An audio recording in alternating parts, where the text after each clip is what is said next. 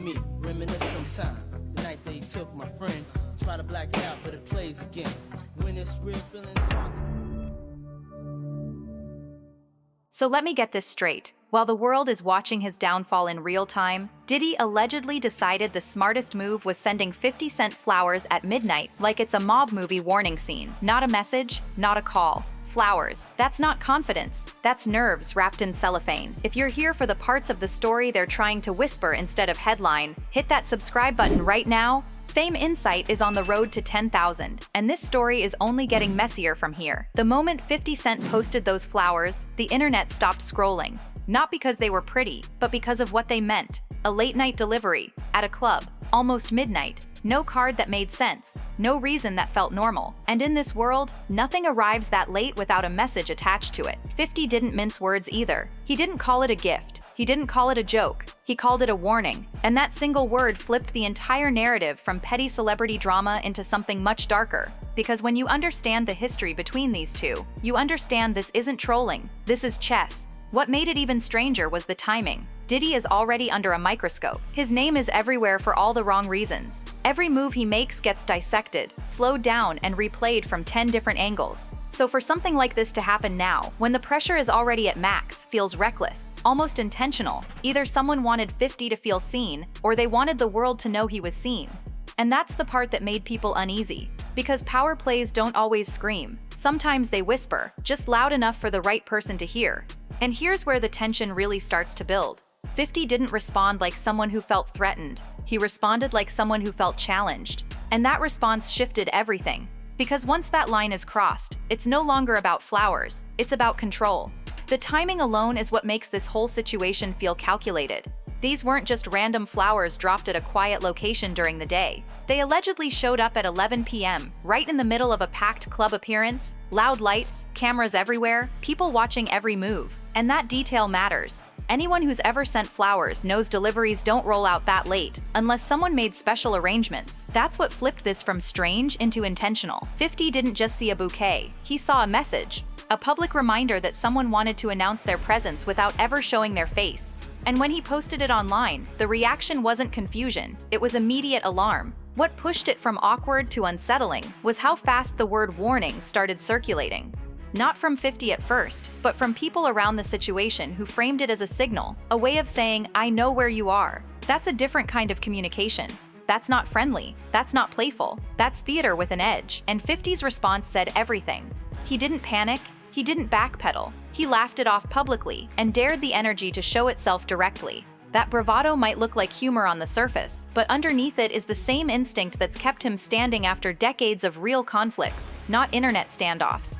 And here's where the tension thickens, because whether those flowers came from Diddy directly, from someone acting on his behalf, or from a third party stirring chaos, the effect was the same. It reignited an old rivalry in the most bizarre way possible. Not with threats, not with words, but with symbolism. And in the street language of power, symbolism carries weight. It lets people deny intent while still delivering impact. Still with me? Because now we have to talk about why this moment feels disturbingly familiar, and why so many people immediately thought of the past instead of dismissing it as a joke. The timing of the flower delivery is what turned this from bizarre to downright unsettling. Anyone who has ever sent flowers knows there's a delivery window. Daytime hours, business hours, the normal rhythm of the world. These didn't arrive at noon. They didn't show up during sound check. They landed at exactly 11 p.m., right as 50 was stepping into a packed Miami club, late, public, loud. A moment engineered not for romance, but for visibility. That detail alone changes everything. Because it shifts the message from gesture to signal. 50 didn't hesitate to clock the weirdness. He posted the display, cracked his signature side-eye commentary, and made it very clear he wasn't buying the sweet guy narrative for 1 second. Flowers at a club appearance aren't a compliment, they're a spectacle. And when someone with Diddy's history sends them at that exact hour, to that exact location, the meaning doesn't need translation. It lands as presence, as reach, as I can get to you whenever I want. What made it heavier is what followed. According to sources close to the situation, someone allegedly pulled 50 aside and framed the delivery as a warning. Not a coincidence, not a mix-up, a message. And 50's response was immediate and fearless. He laughed it off publicly, reminding everyone that warnings aren't part of the rulebook he grew up with. If someone wants smoke, they don't send bouquets, they show up. And that response alone flipped the power dynamic right back in public view. But here's the part that really makes this spiral. Whether the flowers were meant as intimidation or theater, the outcome was the same. The world saw Diddy attempting to flex from a distance. And in 2025, distance is the one thing power can't survive behind. Not anymore. The streets heard it, the industry saw it, and 50 turned it into a headline before the night was even over. And that's where this story shifts from strange moment into something far more calculated, because when you broadcast a message like that in public, you're not just talking to one person, you're talking to everyone watching. And what came next made it clear this wasn't about flowers at all. What makes this whole situation feel darker than a joke or a viral stunt is the unplanned ripple effect it created across the entire industry. The moment those flowers appeared, the conversation stopped being about trolling and turned into something heavier: power, intimidation, and the illusion of control. Because whether Diddy actually sent them or not almost became secondary to how believable the threat felt to people watching from the outside. That's the uncomfortable part. The idea that a staged warning doesn't feel unrealistic anymore says everything about the reputation he built for himself long before a single camera ever caught him slipping. Behind the scenes, people weren't laughing. Quiet phone calls started happening. Old alliances suddenly felt unstable. The same insiders who once felt untouchable began reassessing how exposed they really were. When a figure like Diddy moves in silence, even symbolically, it forces everyone to recheck their position on the board. And that tells you the real story isn't about flowers at all. It's about what people believe he's capable of doing. Even now, even with everything collapsing around him. And that's where 50 Cent's reaction becomes even more surgical. He didn't panic, he didn't go quiet, he laughed in public, because laughter strips fear of its power. When intimidation stops working, control starts slipping. And the moment intimidation fails publicly, the entire illusion begins to crack. But here's what makes this even more dangerous. Intimidation doesn't need to work on the target. It only needs to work on the audience watching. Because the real message isn't aimed at it's aimed at everyone else thinking about speaking. And that's where the story stops being about a beef and turns into a warning shot everyone can hear. Still with me? Because now the consequences start stacking faster than the excuses. What makes this whole situation even more reckless is the timing. Diddy isn't operating from a position of strength anymore. And that's the part that makes this move feel detached from reality. The documentary isn't just trending, it's reshaping public perception in real time. Viewership is massive, the commentary is relentless, and every new headline tightens the vice. While the court system moves at its own pace, the court of public opinion moves like wildfire. And right now, the fire is not even remotely in his favor. This is where the psychology shifts. When someone who spent decades controlling rooms, narratives, and people suddenly loses that control, the response isn't reflection, it's escalation. Power doesn't like being stripped quietly. It lashes out, it seeks validation. It tries to remind the world that it still exists, that it still matters, that it can still reach you. And that's exactly why this supposed flower warning feels less like strategy and more like panic dressed up as bravado. Because let's be real, intimidation only works when people are afraid, and fear is a resource you can run out of. The world Diddy once ruled blindly has changed. Social media flattened the hierarchy. Leaks move faster than PR.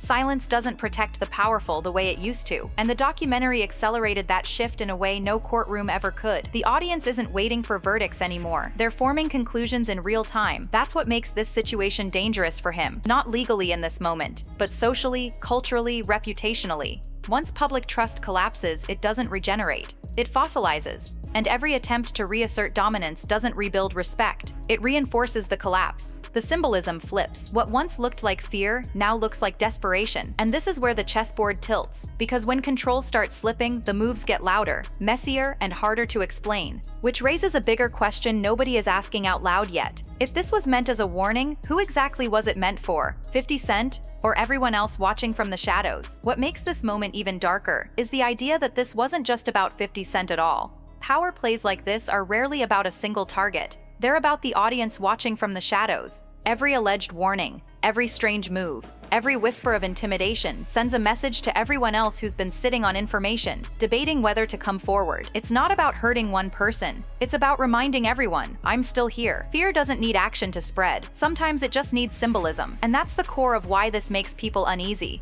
Because if the story is true, then the intent wasn't violence, it was visibility. A reminder that influence doesn't stop just because the setting changes. The same psychology that thrived on control in boardrooms, studios, and private jets doesn't magically disappear behind locked doors. It adapts. It looks for new ways to demonstrate dominance, even when the world is watching. This is also where the illusion finally collapses for anyone who still believed distance equals disconnection. The myth that a powerful figure suddenly becomes powerless the moment legal trouble hits has never been true. Influence doesn't evaporate overnight. It lingers through relationships, favors, reputations, and unresolved loyalty. That's the part people don't like to confront. The reach doesn't end just because the spotlight changes rooms. But here's the shift that changes everything. The fear that once kept people frozen is losing its grip. The more these moves look desperate, the more obvious it becomes that intimidation only works when the audience believes in the threat, and belief fades fast once the public starts seeing the pattern instead of the performance. Are you still with me? Because once fear stops working, everything else starts to crumble. And that's exactly where this story is headed next. By this point, the pattern is impossible to ignore. Every move Diddy makes now feels less like strategy and more like impulse wrapped in ego.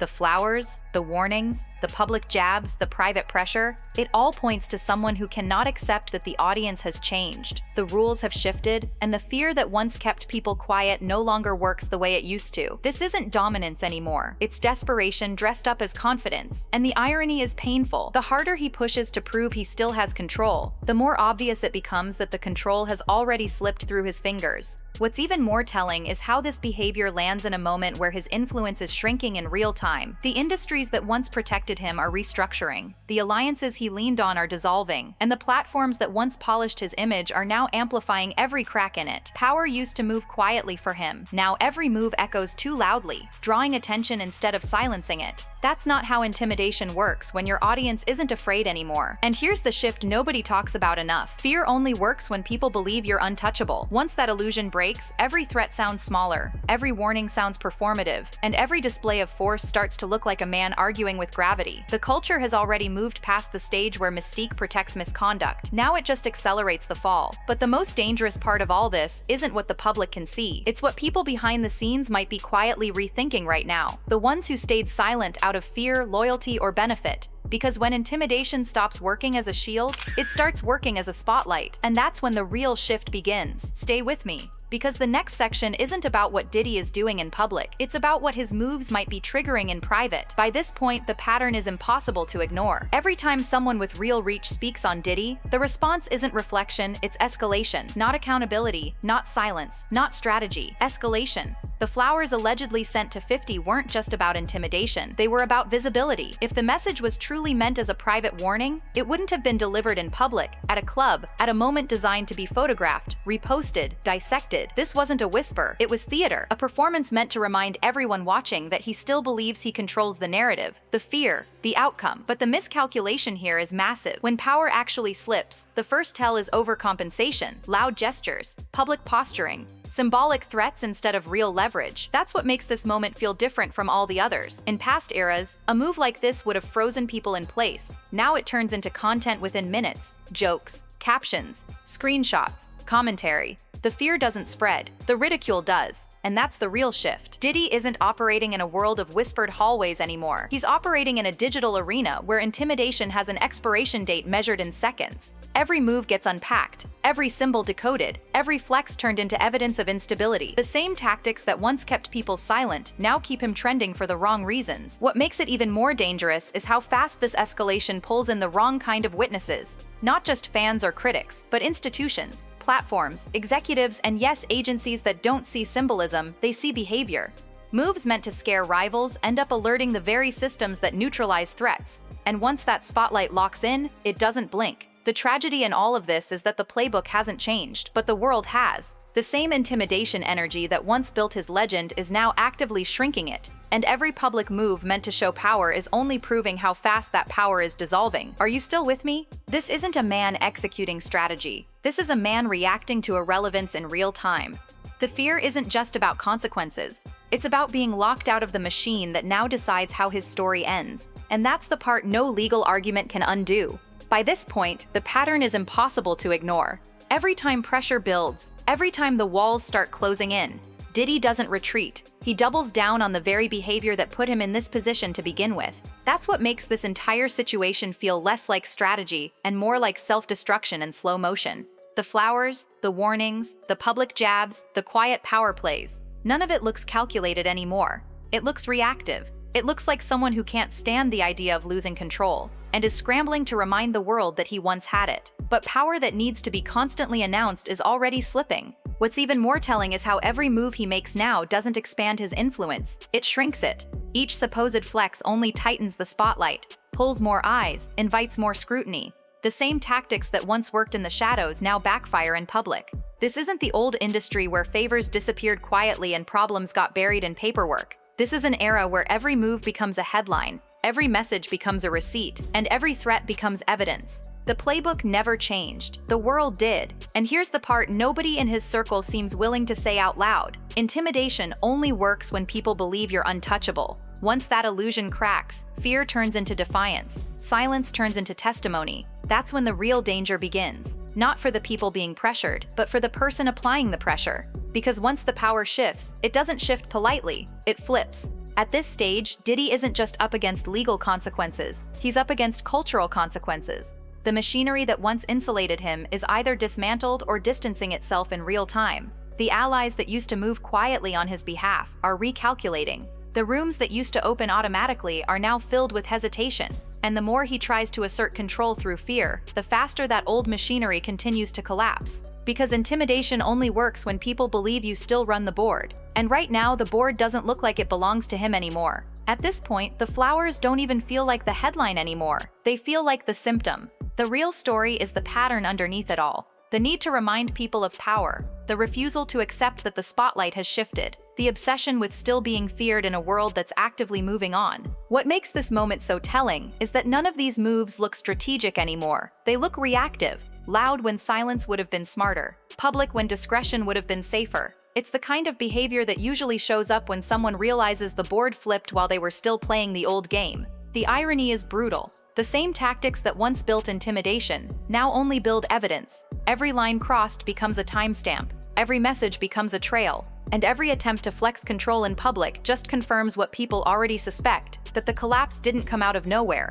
It came from someone who underestimated just how fast the power dynamic could rotate when media, money, and public opinion all stop moving in the same direction. This isn't about flowers. This isn't even about 50 anymore. This is about a former king watching the gates close and still trying to shout orders through walls that already went up. And the louder it gets, the clearer one thing becomes: the era of getting away with it quietly is finished.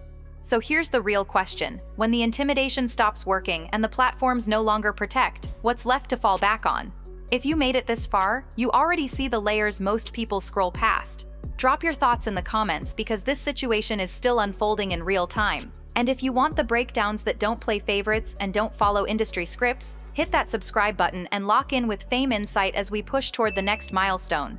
This story isn't cooling down, it's just changing temperature.